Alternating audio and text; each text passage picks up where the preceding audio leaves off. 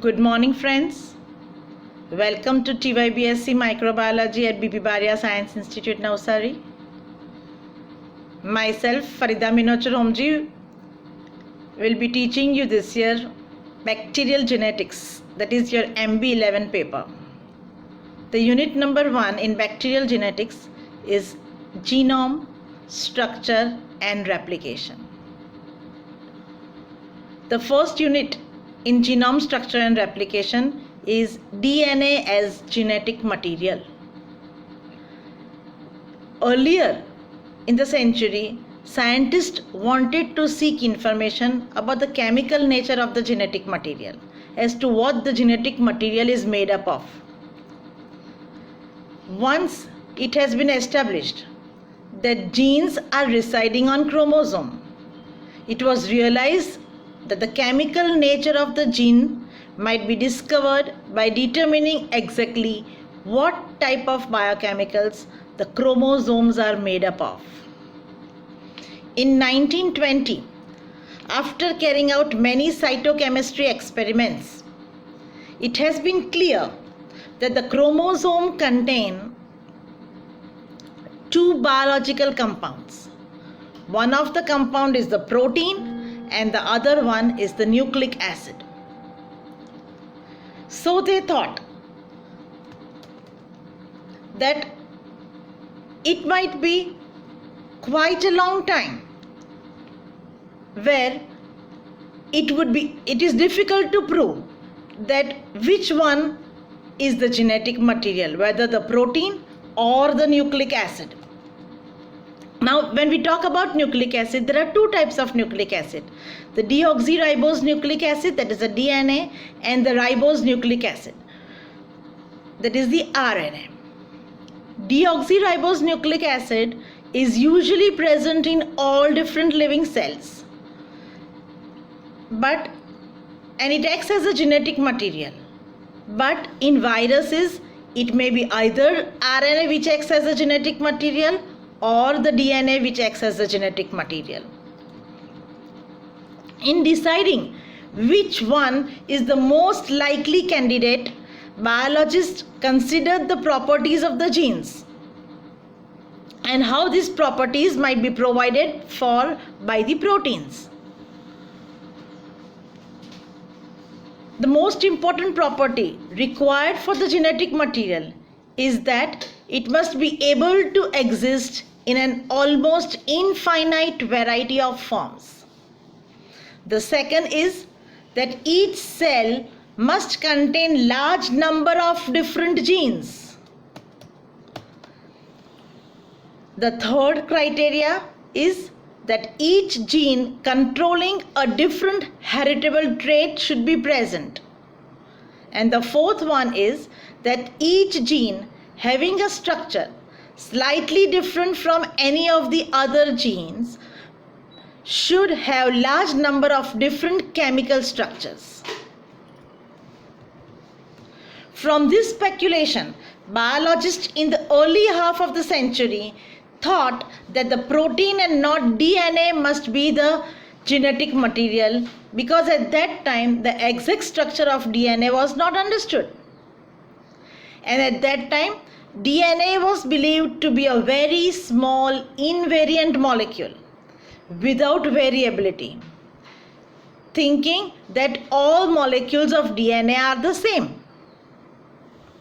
Now, if we go to see the structure of proteins, in contrast to DNA, the proteins were supposed to be large macromolecules made up of long polymers of amino acids with 20 different amino acids, and apparently no restriction on the order in which they were linked. There would be infinite number of different types of proteins distinct from one another by virtue of their different amino acid sequences. Proteins therefore possess the potential variability required by the genetic material. So biologists concluded that genes are made up of proteins and DNA are nothing but structural material which are required to hold the proteins together. But to this fact, there was no experimental proof, no experimental evidence. So there was a necessity for an experimental identification of the genetic material. So after a long period of research and investigation, in 1930, they found that DNA was a long polymer, and like protein, it could also exist in infinite number of variety of forms. Now, because of this, the question arose as to what the genes are made up of. So two critical experiments, radically different in their design, eventually led to the conclusion that genetic material is DNA and not the protein. The first of this experiment was identification of the chemical nature of the transforming principle. Now you would like to know that what is the transforming principle? Transforming principle is a substance that can change the bacterium Streptococcus pneumoniae from one form to another. In 19th century, it was discovered that identical bacteria can exist in a variety of forms. Variety of forms means in virulent forms as well as in avirulent forms.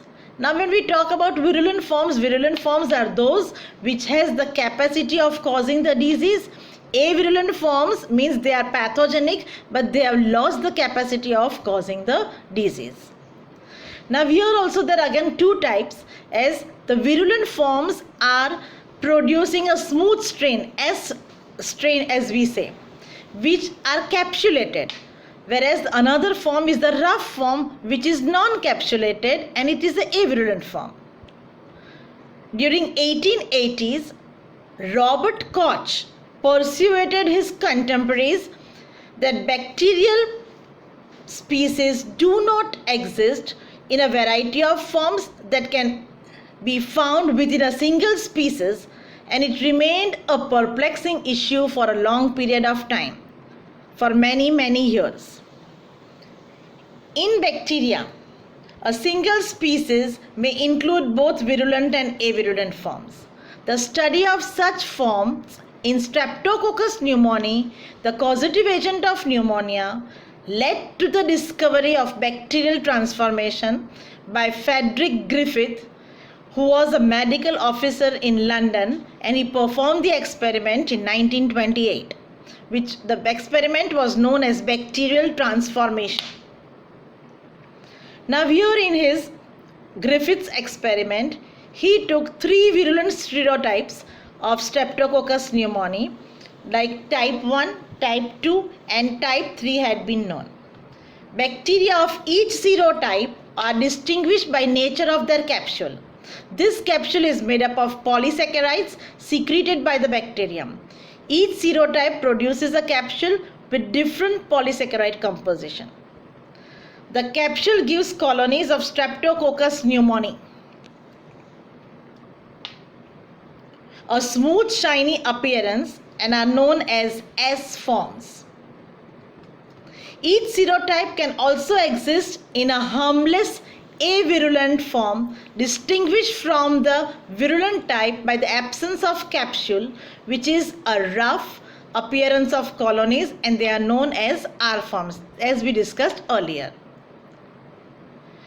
It was known that particular serotypes can change from S form to R form, naturally or by some experimental treatment. So this interested Griffith, because his results showed that patients who had recovered from pneumonia carried in their saliva the avirulent R forms. Means those patients initially suffered from pneumonia had the S forms, but when they recovered after taking some medicine, from their saliva R forms of this Streptococcus pneumoniae were obtained. In 1928, Griffith published the results of this startling series of experiments which demonstrated that most important type of transformation from one serotype to another can occur by genetic change rather than by any other physiological change. Griffith carried out 4 series of experiment. In the first series, what he did was, a mouse was taken and it was injected with a sample of virulent smooth bacteria. Virulent means that which was capable of causing the disease. That was the type 1 serotype. So the mouse contracted pneumonia, and as a result expected results were obtained, that the mouse died. Then in the second experiment, a second mouse was injected with avirulent rough bacteria of type 2 serotype. Type 2, that is the rough type. Again the expected result was obtained and the mouse remained healthy, because here it was the avirulent serotype. So he carried out a third experiment. In the third experiment, what he found out was that a sample of type 1s bacteria, which was capable of causing the disease, was killed by heating those bacteria at 60 degrees centigrade for 3 hours. And then those killed bacteria were injected into the mouse. The result was that the animal remained healthy. Though the bacteria which were chosen for injection were 1s type, which was capable of causing the disease, but they were killed by heating them at 60 degrees centigrade for 3 hours. So the mouse after injection remained healthy. This was the expected results of the 1s type bacteria, which was virulent, but it concluded that only live bacteria was capable of causing the disease. Heat kill bacteria could not cause the disease. Then the fourth series of experiment was carried out by Griffith, where he took a sample of heat killed 1s type, as we have taken in the third series, same, which was not capable, that bacteria were incapable of causing the disease, and they were mixed with live avirulent type 2R bacteria, which were again not capable of causing the disease, but they were live bacteria. The first 1s were killed and the type 2R were live bacteria. And then the mixture was injected into the mouse. This time a wholly unexpected result was obtained. Rather than remaining healthy, the mouse would contract pneumonia. In addition, from this animal, large number of living 1s type bacteria were also obtained. They were isolated in a living form from the original inoculant, which was avirulent type 2R forms. Originally we had inoculated only 2R forms, which were live forms, but after this experiment 1s type live bacteria were also obtained. So this was the basis of the transforming principle. The transforming principle is genetic material. The fourth experiment of Griffith showed that the live 2R bacteria and heat kill 1s bacteria, neither of which are avirulent on their own, can cause pneumonia, but when they were mixed together, they were capable of causing the disease. The live virulent bacteria obtained at the end of this experiment were type 1s. The type 2R bacteria were transformed into type 1s. Somehow they had obtained capsules completely different. Here you can see in the figure that your 2R live bacteria were taken, heat killed, 1s type bacteria, and they were converted to live type 1s bacteria. The 2R bacteria, which were living bacteria, and the heat kill type 1s bacteria, when both were mixed together it was transformed into live type 1s bacteria. Now actually what was happening over here in this was that the type 2R bacterium was there, in which the transforming principle from heat kill 1s type entered into it and it converted into a type 1s bacterium. The live was type 2R bacterium. Now the transforming principle from type 1s bacteria, which were heat kill, that had entered into the type 2R bacterium and converted it into a type 1s bacterium as shown in the figure. The conclusion is that a component of the heat kill type 1s bacterium transformed the type 2R bacterium into the virulent 1s serotype. These new living type 1s bacterium then caused pneumonia after injection into the mouse. The component responsible for transformation could not be the capsular polysaccharide itself, because the heat kill type 1s cell would not yield enough material to coat all the living cells subsequently isolated from the mouse. Instead, over here, the transforming principle, when introduced into the type 2R bacteria, confers onto the 2R bacterium a new permanent heritable characteristic. What is that characteristic? That is the ability to synthesize the capsular polysaccharide of the type 1s serotype. The transforming principle thus was confirmed, which was acting as the genetic material. So here Griffith showed that something is there which is moving from the dead bacteria to the live bacteria, which is transforming these avirulent strain into a virulent form. But actually what was the transforming principle? That was not known. Now what was the transforming principle? That later on was studied in another series of experiment by Oswald Avery, MacLeod and Maclean McCarty at the Rockefeller Institute in New York.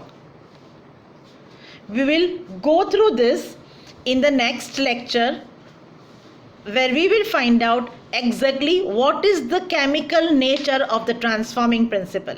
Thank you.